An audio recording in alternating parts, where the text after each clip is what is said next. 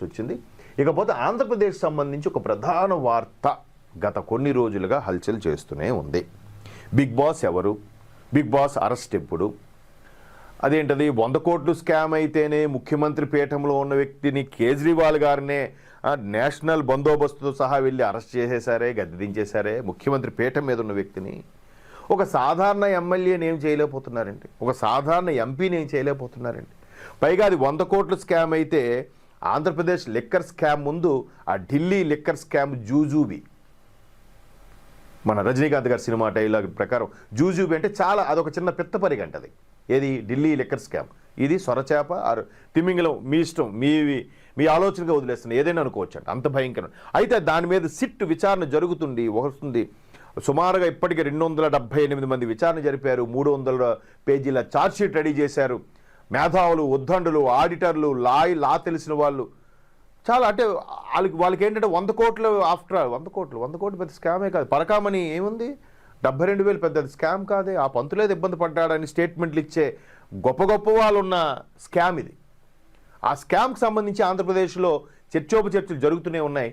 SIT మీద సిట్కి కూడా అంటే ఏదో ఎన్టీఆర్ గారి సినిమాలు అన్నట్టు తెలియదు, గుర్తులేదు, మర్చిపోయా అని. అంటే నన్ను ఎవరు చూడట్లేదే, నేను ఎన్ని ఎదవ పనులు చేసినా నాకు ఎవడే అనట్లేదు, నన్నేం పీకలేకపోతున్నారని లోపల మహదానందం, సురకానందం పడిపోయే వ్యక్తులు కూడా ఉన్నారు. బట్ ప్రపంచం చూస్తుంది, ప్రజలు చూస్తున్నారు. మేము చిల్లర వేసేస్తున్నాం, పథకాల రూపంలో బటన్ నొక్కి చిల్లర పడేస్తే మా వెనకే కుక్కలా పడి ఉంటారు అనుకునే ఆలోచనలో కూడా ఉన్నారు, ఇంకా మారట్లే. అందుకే మొన్న చూపించారుగా రిజల్ట్, దారుణం, తేరుకోళ్ళని దెబ్బ కొట్టారుగా ప్రజలందరూ కూడా. అయినా రియలైజ్ అవ్వట్లే. మళ్ళీ నేను వస్తా, నేను కావాలని కోరుకునే వాళ్ళు ఉన్నారనే ట్రాన్స్లో బతికేస్తున్నారు పాపం. మరి కొద్దిగా ఎవరికి వదిలేయకుండా ఎవరినో చూపించాలి అలాగా. సరే, ఇప్పుడు స్కామ్ చూద్దాం. విజయసాయిరెడ్డి గారి statement, the great politician, auditor, lawyer అని ఆడిటర్లకు లా పాయింట్లు కూడా తెలుస్తాయి అనుకోండి, మంచి వక్త, మాటకారి. సో మేధావులు అలాగే ఉంటారేమో. ఆయన కర్త కర్మ క్రియ రాజ్ కేసీ రెడ్డి, రాజ్ కేసీ రెడ్డి అనేస్తారు మనం. అన్నీ ఆయనే, మాకేం సంబంధం లేదు, బిగ్ బాస్కి సంబంధం లేదు, ఆ మిథున్ రెడ్డి గారికి ఏం సంబంధం లేదు, లేదంటే ఇంకెవరున్నారు ఆయనకేం సంబంధం లేదు. మొత్తం ఈయన కూడా పాపం నిమిత్త మాత్రుడు, అమాయకుడు అన్నట్టు చెప్పే ప్రయత్నం చేస్తున్నారు జనాలు కూడా. అంటే మనకే ఒక సామాన్యులకి, సిటిజన్స్కి అలాగ అనిపిస్తే సిట్ అధికారులు ఎంతోమంది చూసుంటారు అలాంటి వాళ్ళని. వాళ్ళకి ఎలా ఉండి మనసులో నవ్వుకోరా, ఓహో రే మమ్మల్ని నిరుపప్పులు చేయడానికి డైలాగులను కొడుతున్నారేంట్రా, వస్తుంది ఇలా లాగుతాం. వాళ్ళకి ఏ విధంగా లాగాలో తెలుసు, కాకపోతే కొన్ని ప్రెషర్స్ ఉంటాయి, దానివల్ల వాళ్ళు అలా జాగ్రత్తగా ట్యాకిల్ చేస్తారు. ఒకసారి చూద్దాం. ఈడీ విచారణలో వైకాపా మాజీ ఎంపీ విజయసాయిరెడ్డి వెల్లడి, మద్యం కుంభకోణం గురించి అంతా ఆయనకే తెలుసు. ఆయనకంటే రాజ్ కేసీ రెడ్డికట. మళ్ళీ రాజకీయాల్లోకి వస్తాను. రీసెంట్గా అంటే 1 year బ్యాక్, ఇప్పుడు 1.5 year బ్యాక్ రాజీనామా చేశారు రాజ్యసభ సభ్యత్వానికి, అలాగే వైసీపీ సభ్యత్వానికి రాజీనామా చేశారు. నాకు చంద్రబాబుకి విభేదాలు లేవు, పవన్ కళ్యాణ్ అంటే నాకు మంచి మిత్రుడు, ఏవో రకరకాల స్టేట్మెంట్ ఇచ్చారు. మళ్ళీ రాజకీయాల్లోకి వస్తారంటే మేబీ అవన్నీ కప్పిపుచ్చుకోవడానికి రాజకీయాల్లోకి వస్తారా చూద్దాం. ఎందుకంటే జగన్మోహన్ రెడ్డి గారి కేసుల విషయంలో ప్రతి విషయంలో కూడా A1 జగన్మోహన్ రెడ్డి గారు అయితే A2 ఈయన. జగన్మోహన్ రెడ్డి గారు, విజయసాయిరెడ్డి గారు ట్విన్స్ అంటే అతిశయోక్తి కాదు, కవలలు వాళ్ళిద్దరూ. అంటే మీడియా అలాగే ప్రచురించింది. అంటే ప్రతిదీ A1 A2 ఏది తీసుకోండి.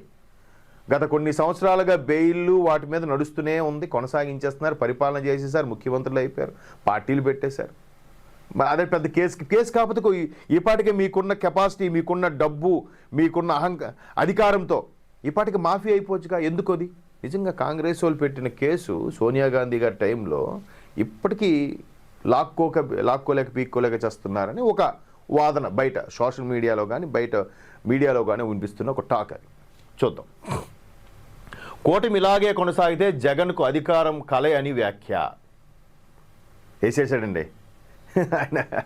కూటమి ఇలాగంటే అభివృద్ధి పథకాలు ఎక్కడ కూడా వెనతిరుగు, అది ఇప్పుడు దావోస్ పెట్టుబడులు, ఒకవైపు లోకేష్ గారు చెలరేగిపోయి మరీ వెళ్ళిపోతున్నారు. ఎక్కడ మైనస్లు లేవు, మాట తీరు కానీ, ప్రవర్తనలో కానీ, ప్రజల సమస్యలు కానీ. నిన్న కూడా ఒక వైసీపీ కార్యకర్త చెప్తున్న వ్యవహారం, అన్న మిగతా వాళ్ళ పనులు ఏమవుతున్నాయి, రాజకీయ నాయకుల పనులు అవుతున్నాయో తెలియదు కానన్నా, సామాన్యుల పనులన్నీ అవుతున్నాయన్న, ఫైల్ పట్టుకెళ్ళడమే లేట్ అన్న, అన్ని పనులు అయిపోతున్నాయన్న. వైసీపీలో అవే ఉండే కాదన్న, ఎమ్మెల్యే కూడా అపాయింట్మెంట్ దొరికేది కాదన్న, ఇంకా మాలాంటికి ఏం దొరుకుతుందన్న, మొత్తానికి అవుతున్నాయన్న, నేను ఇక్కడ సెక్రటరీ దగ్గర ఇల్లు తీసుకుని ఉంటున్నాను, ఏవో చిన్న చిన్నగా పనులు చేసుకుంటున్నాను, అప్పుడు కానీ ఇప్పుడే హ్యాపీగా ఉన్నానని చెప్పాడు. ఇది అక్షర సత్యం, అబద్ధం కాదు. సో అలాగా కూటమి ఇలాగే కొనసాగితే జగన్కు అధికారం కలే చెప్పేశాడు. అంటే మెల్లగా కూటమికి ఫేవర్గా మాట్లాడడం స్టార్ట్ చేశాడు ఈయన. కూటమిలోకి అయితే భాజపాలోకో లేదా జనసేనలోకో వెళ్ళిపోతాడు. టీడీపీలోకి వెళ్ళడం కొద్దిగా కష్టం. మేబీ టీడీపీ ఎన్ఓసి ఇస్తే కానీ బీజేపీలోకి కానీ జనసేనలో కానీ వెళ్ళే అవకాశాలు కూడా తక్కువ ఉన్నాయి. మేబీ మెల్లమెల్లగా వస్తాడు. ఆయన మేధావి కదా, చాలా మేధావి. చూద్దాం. ఆంధ్రప్రదేశ్లో మద్యం కుంభకోణం గురించిన సమాచారం మొత్తం రాజు కేసిరెడ్డికి తెలుసని, ఇందులో కర్త కర్మ క్రియ అంతా ఆయనని మాజీ ఎంపీ వైకాపాకు చెందిన రాజీనామా చేసిన విజయసాయిరెడ్డి స్పష్టం చేశారు. వైకాపా ఎంపీ మిథున్ రెడ్డి సూచన మేరకు సజ్జల శ్రీధర్ రెడ్డికి తాను 100 కోట్లు సర్దుబాటు చేయించిన విషయాన్ని కూడా ఈడీకి చెప్పానన్నారు. మిథున్ రెడ్డి సూచన మేరకు మిథున్ రెడ్డి ఇన్స్ట్రక్షన్ మేరకు సజ్జల శ్రీధర్ రెడ్డికి తాను 100 కోట్ల సర్దుబాటు, ఈయనే 100 కోట్లు సర్దుబాటు చేశాడు ఆ సజ్జలకి, మిథున్కి. పైగా గతంలో ఒకసారి సిట్టికి వచ్చినప్పుడు కూడా ఇదే మాట చెప్పాడు ఆయన. ఈ మొత్తం మద్యం కుంభకోణం సంబంధించి అక్కడ హైదరాబాదులో తన ఇంట్లో విజయసాయిరెడ్డి గారి ఇంట్లో కానీ, ఇక్కడ విజయవాడలో విజయసాయిరెడ్డి గారి ఇంట్లో కానీ వాళ్ళ ఇంట్లోనే డిస్కషన్స్ జరిగాయంట.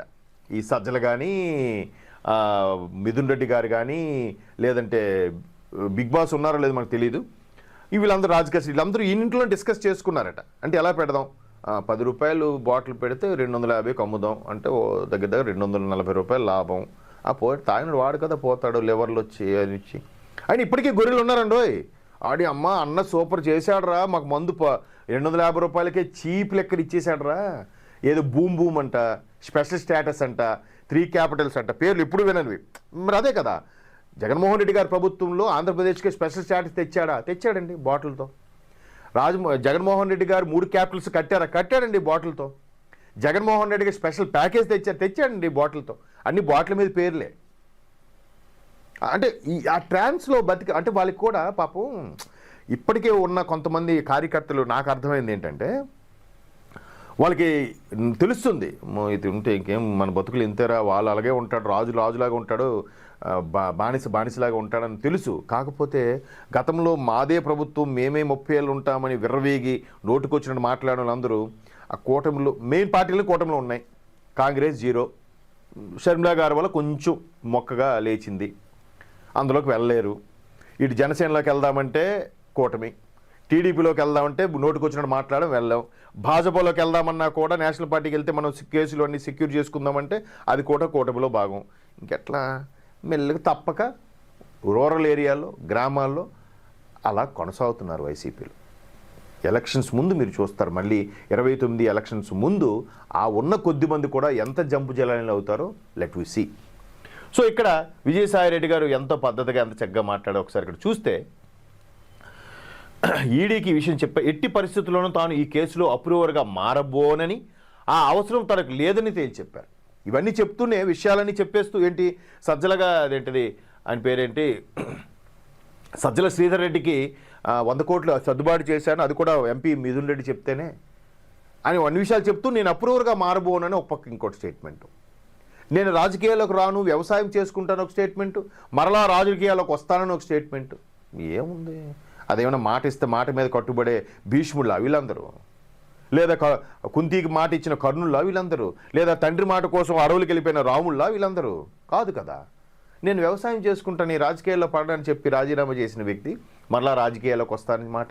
ఇక్కడ 100 కోట్లు సర్దుబాటు చేశానని చెప్పిన వ్యక్తి మరలా అప్రూవర్గా నేను మారబోనని అంటే ఇక్కడ మళ్ళీ జగన్మోహన్ రెడ్డి గారితో ఇబ్బంది వస్తుందనా? మేబీ. అంటే ఇక్కడ చూడండి, మద్య కుంభకోణంపై ఈడీ నమోదు చేసిన కేసులో అధికారులు గురువారం ఉదయం 11 నుంచి సాయంత్రం 6 గంటల వరకు హైదరాబాద్ కార్యాలయం 7 గంటల పాటు సుదీర్ఘంగా విచారించారు. అనంతరం విజయసాయిరెడ్డి విలేకరులతో మాట్లాడారు. మద్యం కుంభకోణం గురించి ఈడీ అధికారులు నన్ను సుదీర్ఘంగా విచారించారు. నేను చెప్పిన విషయాల్లో కొన్నింటిని రికార్డ్ చేశారు, కొన్నింటిని చేయలేదు, కొన్నింటిని చేసి కొన్నింటిని ఎందుకు చేయలేదు అంటే చూసారు ముందే గట్టు వేసేయడం అనమాట. వాళ్ళు ఏదో వన్ సైడ్ చేస్తున్నారు, ప్రభుత్వానికి ఫేవర్గా చేస్తారు అన్నట్టుగా ఈ స్టేట్మెంట్లు. మీకు సంబంధం లేనప్పుడు నేను రాను క్లియర్ అని చెప్పొచ్చు కదా. కొన్ని రికార్డ్ చేశారంటే కొన్ని చేయలేదంట, అదెట్లా? ప్రతిదీ చేసే ఉంటారు. మాట మార్చడం, గేర్ మార్చడం, బయటకు వచ్చి స్టేట్మెంట్లు ఇవ్వడం, ఏది ఏమైనా సామాన్యుడికే ఈ చట్టాలు న్యాయాలు అని మరొక్కసారి ఘంటాపదంగా నేను చెప్తున్నా. ఇట్లాంటి గొప్ప వాళ్ళకి, మేధావులకి, డబ్బున్న వాళ్ళకి చట్టాలు న్యాయాలు జస్ట్ అలా వస్తుంటే వెళ్తుంటే కానీ దానికే ఉంది సిట్, ఓకే వెళ్దాం వస్తాం. బయటకు వచ్చి ఇప్పుడు ఇక్కడ తెలంగాణలో కూడా మీకు జరుగుతుంది, చూసారో లేదో, హరీష్ రావు గారు కూడా సిట్కి ముందుకు వెళ్ళి వచ్చి ఆ ఫోన్ ట్యాపింగ్ వ్యవహారంలో ఏముందబ్బా వాళ్ళు అంతసేపు అడిగినవే అడిగారు, అవును చెప్పకపోతే అడిగినవే అడుగుతారబ్బా. నువ్వు కరెక్ట్గా జవాబిస్తే వాళ్ళు మళ్ళీ అడగరు. జవాబు ఇవ్వకుండా తిప్పి ఏవేవో సంబంధం లేనట్టు మాట్లాడితే వాళ్ళు అడిగిందే అడుగుతారు తిప్పి. వాళ్ళు కొన్ని వందల మంది చూసుంటారు వాళ్ళు అధికారులు వాళ్ళ సర్వీసులో. సో దానికి బయటకు వచ్చి నవ్వుకుంటూ వెటకారంగా వ్యంగ్యంగా చెప్పడం, అడిగిందే అడిగారబ్బా, వాళ్ళు ఏం చేయలేకపోతున్నారు మనల్ని. అట్లా ఉన్నాయి మన వ్యవస్థలు. సో ఇక్కడ కూడా ఆయన హాయిగా స్టైల్గా వస్తున్నాడు, వెళ్తున్నాడు, స్టేట్మెంట్ ఇస్తున్నాడు, మళ్ళీ మామూలు ఎవరి పని ఆడు చేసుకుంటాడు. వీళ్ళు తల్ల పట్టుకొని సార్ ఇక్కడ వరకు ఇలా వచ్చింది, లాస్ట్ మినిట్లో ఎవడో ఫోన్ వస్తుంది, ఎక్కడో బ్రేక్ పడుతుంది. చాలా ప్రజలు మేబీ మనిషి అన్నవాడు ఎక్కడో దగ్గర తెగుతాడుగా, 1 కోటి 2 కోట్ల 5 కోట్ల 10 కోట్ల ఎక్కడో దగ్గర తెగితే అక్కడ ఆ నోరు మూసేస్తాడు. లేకపోతే 13 ఏళ్ళుగా ఒక బెయిల్ మీద కొనసాగుతూనే ఉండడం ఏంటి ఒక వ్యక్తి, ఆ వ్యక్తి ముఖ్యమంత్రి కూడా అయిపోవడం ఏంటి? పోనీ అది ట్రాష్ కేసు, అది నిరూపణ. మొన్న ఒక లాయర్ కలిశాడు ఒక ఆయన, ఇలాగే ఒక ఛానల్ దగ్గరికి వెళ్ళి మాట్లాడితే ఆ ఛానల్ హెడ్కి ఆ లాయర్ పరిచయం అంట. ఆయన మంగళగిరిలో ఉంటాడు లాయరు. ఆ లాయరు రీసెంట్గా అది జగన్మోహన్ రెడ్డి గారిది పెద్ద కేసే కాదండి, అది నిలబడదు ఏదో అలా. మరి అలాంటప్పుడు ఇన్నేళ్ళకి ఎందుకు కొనసాగుతుంది? కొట్టేయచ్చు కదా, లేదా బెయిల్ క్యాన్సిల్ చేయొచ్చు కదా, లేదంటే ఇది అసలు కేసే కాదు ఇన్ని రోజులు చేశారు చెప్పి తిరిగి రివర్స్లో వీలే పరువు నష్టం దావా వేయచ్చు కదా. మనీ లాండరింగ్ అవన్నీ జరగకపోతే, ఈడీ జప్తు చేయకపోతే, సిబిఐ ఛార్జ్ షీట్ ఫైల్ చేయకపోతే, ఈ లాయర్ గారు అలా మాట్లాడదు. ఒక లాయర్ గారు ఇప్పుడు కొత్తగా కోర్టులు వ్యవహారాలు ఏంటంటే ఎవరెవరైతే కేసులు ఇరుక్కుంటున్నారో వాళ్ళకి ఈ మనీ లాండరింగ్, మనీ హవాలకు సంబంధించి ఆ మెయిన్ అక్యూజ్డ్తో పాటు వాళ్ళ లావాదేవీలు చేసే ఆడిటర్ కూడా అక్యూజ్ 2గా పెడుతున్నారు. ఈ వ్యవహారం నుంచే, ఈ జగన్మోహన్ రెడ్డి గారు లాంటి వ్యవహారాల నుంచి ఇలా నడుస్తున్నాయి. ఇకపై లాయర్లు కూడా పెట్టాలేమో. సో ఇట్లా చాలా జరుగుతున్నాయి. అంటే అందరూ కాదు లాయర్లు, కొంతమంది చాలా విషయాల్లో. ఈయన చెప్పేది అంటే మద్యం కుంభకోణం ఈడీ అధికారులు నన్ను సుదీర్ఘంగా విచారించారు, నేను చెప్పిన విషయాలు కొన్ని రికార్డ్ చేశారు, కొన్ని చేయలేదు. అలాగే ఈ కుంభకోణంలో ప్రమేయం ఉన్నవారే దానికి సమాధానం చెబుతారన్నాను. ప్రమేయం ఉన్నవారే ఎవరా ప్రమేయం ఉన్నవారు? మొత్తానికి కలిపి రాజకేశ్ రెడ్డికి మీద తోసేశారు. ఆయన పాపం ఎక్కడెక్కడో తలదాచుకొని ఆడియో లీకులు పెట్టి, అయ్యా నేను చేసింది లేదు, నా మీద తోసేశారు మొత్తానికి, నేను జస్ట్ వాళ్ళ చేతిలో పావుని, వాళ్ళు అలా చెప్తే అలా నడుచుకున్నాను, నాకు ఇప్పుడు ప్రాణభయం ఉందని కూడా చెప్తున్నాడు ఆయన. ఆయన వీళ్ళ ఆర్డర్స్ పాస్ చేసే ఒక సెక్రటరీ స్థాయి వ్యక్తి, ఆయనే మొత్తమా? ఎంత దారుణం అండి. ఒక స్వైపింగ్ లేదు, క్యూఆర్ కోడ్ లేదు, అలాగే ఆన్లైన్ ఈ ఫోన్పే, గూగుల్ పే ఏం లేవు, ఓన్లీ క్యాష్ అండ్ క్యారీ అంట. ఈ 5 ఏళ్లలో ఏమైందా క్యాష్? ఒక రిటైర్డ్ చీఫ్ సెక్రటరీ కూడా మనకు ఈ ఇంటర్వ్యూలో చెప్తే చూశాను, అడ్డంగా బుక్ అయిపోయారండి ఈ విషయంలో. మరి ఏం జరుగుతుందో ఇది మాత్రం. గత కేసులన్నీ కూడా నిజంగా మాఫీ చేసుకోవచ్చు కానీ దీన్ని మాత్రం చేసుకోలేరు అని క్లియర్గా చెప్పాడు ఆయన. అంటే నిండా మునిగిన వాళ్ళకి చలే ఉంటుంది చెప్పండి. మహా అయితే ఏముంది, కొన్నాళ్ళు జైలు శిక్ష వేస్తారు, మళ్ళీ స్టైల్గా వచ్చి మేము స్వాతంత్ర సమరయోధులాగా నాకు కక్ష సాధింపుతో జైలు శిక్ష వేశారు, నాకే మళ్ళీ ఓటేసి గెలిపించండి, మిమ్మల్ని అందరినీ నాకించేస్తా అని బయటకు వచ్చి చెప్తారు. సో అదే ఇక్కడ జరుగుతుంది. ఎంత ఏది చేసినా మారాల్సింది మాత్రం ప్రజలే, తెలుసుకోవాల్సింది మాత్రం ప్రజలే. ఇంకా ఇప్పుడు కొత్తగా ఇట్లాంటి వాళ్ళు వచ్చిన తర్వాత ఆలోచన ధోరణి ఎలా మారిపోయిందంటే ప్రజల్లో కూడా, అవును ఎవడు తినలేదు, ఎవడు తప్పు చేయలేదు, ఏ తప్పు చేసినా ఏం చేసినా మనీ సంపాదించుకోవాలి, సొసైటీలో స్టేటస్ పొందాలి, అదే కాన్సెప్ట్లోకి ప్రజల మైండ్ సెట్, కొంతమంది ప్రజల మైండ్ సెట్ని కూడా మార్చేశారు వీళ్ళు. తప్పు లేదు అనే స్థాయికి తీసుకొచ్చారు. అది చాలా విషపూరితమైన బీజం ప్రజల మెదడులో వేశారు. మరి అది